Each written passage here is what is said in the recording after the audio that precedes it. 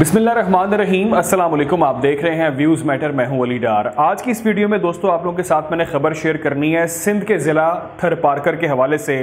Mostly ऐसी दूर दराज की जो खबरें होती हैं वो मेन स्ट्रीम मीडिया पे हमें नज़र नहीं आती या सोशल मीडिया पर इतनी हाईलाइट नहीं होती, इसलिए मैंने सोचा कि खबर आप लोगों के साथ शेयर की जाए। बहुत ही इंपॉर्टेंट और बहुत ही शॉकिंग न्यूज़ है।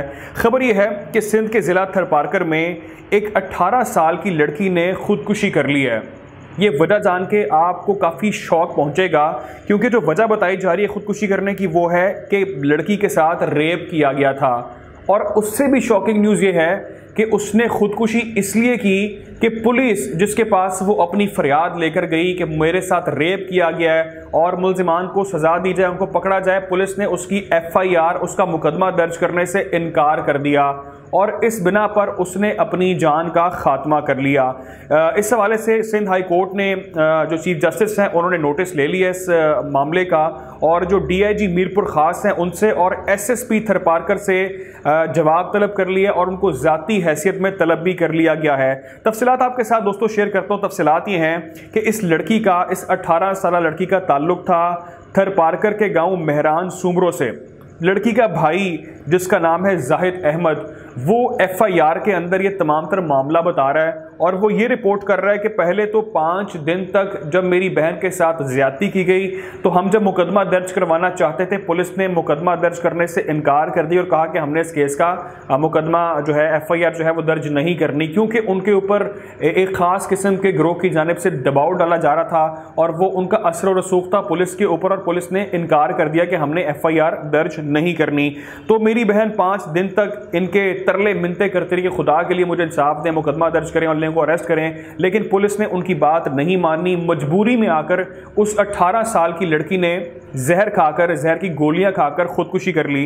वाकया ये हुआ था जो उसका भाई रिपोर्ट कर रहा है और जो मुकदमा दर्ज किया गया खुदकुशी के बाद दर्ज किया गया FIR को, वो ये बताता है कि मेरी बहन गांव से बाहर एक नदी है, एक नहर है, वहां पर वो गई और वो पानी भरने के मकसद से वहां पर गई थी, जहां पर 4 मुल्जिमान ने उसको अगवा किया और अगवा करने के बाद उसको जिनसी हवस का निशाना बनाया गया और हवस का निशाना बनाने के बाद मेरी बहन दुहाइयाँ देती रही और हम लोग इंसाफ के लिए दरबदर की ठोकरें खाते रहे, लेकिन वो लोग इतने बाअसर थे कि उन्होंने किसी एक की भी वहाँ पर नहीं चलने दी, जिसके बाद मेरी बहन ने मजबूरी में आकर अपनी जान का खात्मा कर लिया और अब हमें इस पर इंसाफ चाहिए।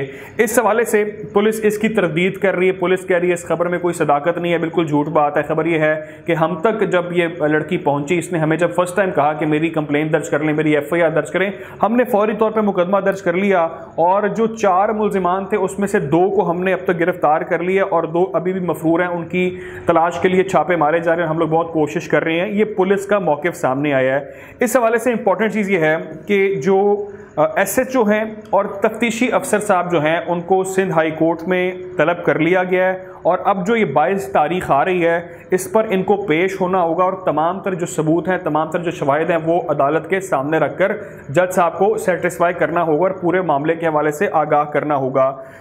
ये खबर इसलिए इतनी इंपॉर्टेंट है क्योंकि हम अक्सर देखते हैं ये वाक़यात बहुत ज़्यादा होते हैं, लेकिन जितने दूर दराज के इलाके होते हैं वहाँ पर ये वाक़यात कभी सामने नहीं आते, या तो उनको दबा दिया जाता है, घर वाले गैरत के नाम पर उनको सामने लेकर ही नहीं आते, या फिर जो मुल्जिमान होते हैं वो इतने बाअसर होते हैं कि वो डरा धमका कर उनको मजबूर कर देते हैं कि वो इस मामले को सामने लेकर ना आए। या फिर हमारी जो पुलिस है, आपको मालूम है हमारी पुलिस के क्या हालात हैं, उनको इस तरह से डराया धमकाया जाता है, उन पर प्रेशर बिल्ड किया जाता है कि वो इस मामले से पीछे हो जाएं और इसको रिपोर्ट ही ना करें। तो ये हाल आपके सामने है।